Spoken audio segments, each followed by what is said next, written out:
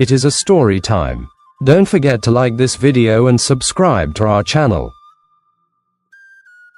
The Harmattan was upon us, whispering tales of ancestors and forgotten seasons. In my grandfather's Obai Okpala, stories flowed like the great Niger and Miri Nwangel, the story of polygamy. It wasn't a simple tale of men's desires, but a complex weave of survival, lineage, and a world far from ours. "My son," my grandfather began, his voice low and rumbling, "you ask why our fathers had many wives.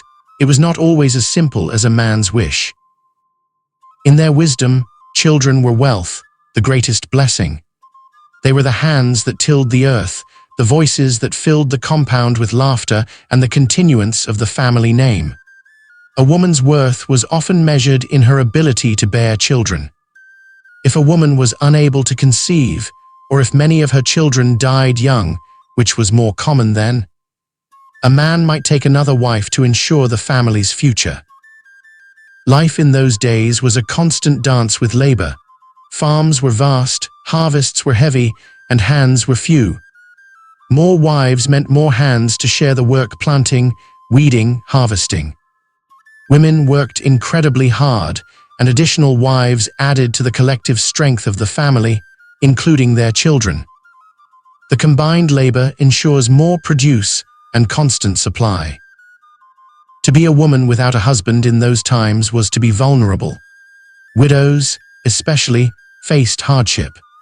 Polygamy could provide a form of social security, ensuring that women and their children were cared for, sheltered, and protected within a man's compound.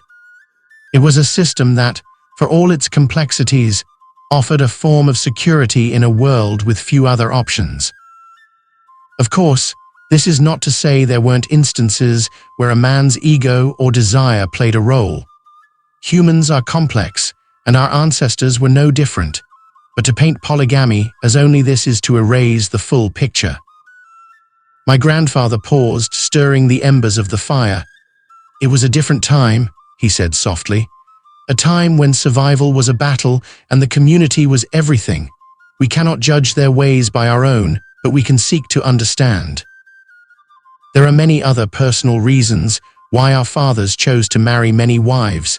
For example, some women in their menstruation period are forbidden to cook for their husbands or even enter into his hut. And at such time, the husband will need the service of another woman to cater for his needs. You can see this in homes of men with chieftain titles like Oni Nzedi Nar Ozo, said my grandfather. This story, like many from our past, is not simple. It speaks of power and survival. It is the intricate ways our ancestors built their world. It reminds us that the past is not a distant country, but a foundation upon which we stand.